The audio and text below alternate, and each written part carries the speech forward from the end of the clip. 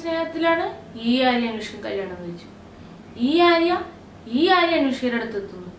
ഈ ആര്യ അന്വേഷിക്കയെ സഹായിച്ച് ഈ ആര്യ രക്ഷപ്പെടുത്തുമ്പോൾ ഈ ആര്യ മരിക്കുന്നു. ഈ മരിച്ച ആര്യ നീന്തി ചെന്ന് വേറെ അന്വേഷിക്കയുടെ അടുത്തെത്തുന്നു. മനസ്സിലായ?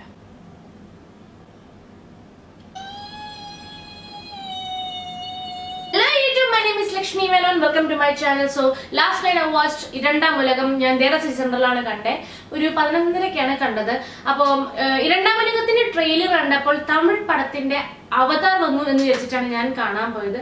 കണ്ടു കഴിഞ്ഞപ്പോഴാണ് മനസ്സിലായത് ഇത്രയും കാലം കണ്ട ചിലന്തി മനിതൻ അല്ലെങ്കിൽ അമ്മച്ചി തിരുമ്പി വന്നച്ച്, ജെയിംസ് ബോണ്ട് ഉണ്ട 7 പോലെ തന്നെ ഇംഗ്ലീഷ് പടം തമിഴാകാൻ ശ്രമിച്ച ഒരു പടമായിട്ടാണ് എനിക്ക് തോന്നിയത്. അതായത് വെള്ളക്കാരൊക്കെ അങ്ങോട്ട് തമിഴ് ഡയലോഗ് പറഞ്ഞ് കസറി, അതായത് എന്താ പറയാ, പൊണ്ടാട്ടിയപ്പാക്കണം അതുകൊണ്ട് ഊണ് വെച്ചിട്ട് വരാന്നൊക്കെ ഭയങ്കര ഡയലോഗ്.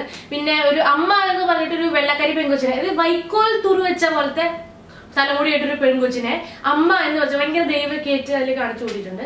മൊത്തത്തിൽ പടം സാമി പടമാണ്.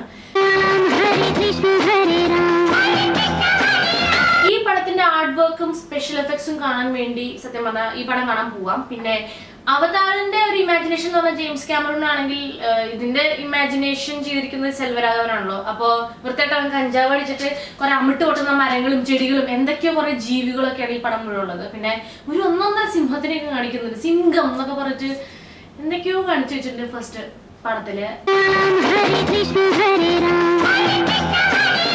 പടത്തിന്റെ റൊമാൻസ് പാട്ട് വളരെ നല്ല രസമായിട്ടുണ്ട്. ആരും മനുഷ്യക്കും തമ്മിലുള്ള ലവ്, അതായത് അതൊരിക്കലും മരിക്കുന്നില്ല എന്നുള്ളൊരു മെസ്സേജ് ഒക്കെ നല്ല രസമായിട്ട് കൺവേ ചെയ്തിട്ടുണ്ട്. പിന്നെ ഏത് അനുഷ്ക അല്ലെങ്കിൽ എവിടെ ജീവിക്കുന്ന ആര്യാന്നും ചോദിക്കുന്നത്, അതൊക്കെ ഇന്നലെ രാത്രിയും കൂടി ആലോചിച്ചിട്ട് ചുരുളറിയാത്ത ചില രഹസ്യങ്ങളാണ്.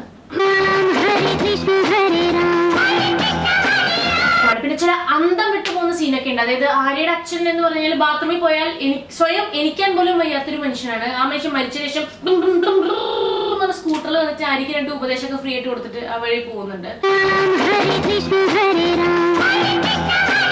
ഈ പടത്തിൽ എനിക്ക് ഇഷ്ടപ്പെട്ട കാര്യം എന്ന് വെച്ച് കഴിഞ്ഞാൽ ഇതിന്റെ ബാക്ക്ഗ്രൗണ്ട് സ്കോർ ആണ്. ഇത് സൗണ്ട് ഡിസൈൻ ചെയ്യുന്ന സമയത്ത് എനിക്ക് തോന്നുന്നു അവർ മനഃപൂർവ്വം ഇട്ടതാണ്. ആ ഒരു ആംബിയൻസിന് വേണ്ടി ഒരു സ്നോറിംഗ് നോയ്സ് അല്ലെങ്കിൽ ഒരു കൂർക്ക വലിക്കുന്ന സൗണ്ട് ഹോൾ മൂവിയിൽ ഇങ്ങനെ കേൾക്കാം. പിന്നെ പടം കഴിഞ്ഞപ്പോഴാണ് എനിക്ക് മനസ്സിലായത് അപ്പുറത്തുള്ള ഒരു കൂർക്ക വലിച്ച ഓർമ്മയാണ്.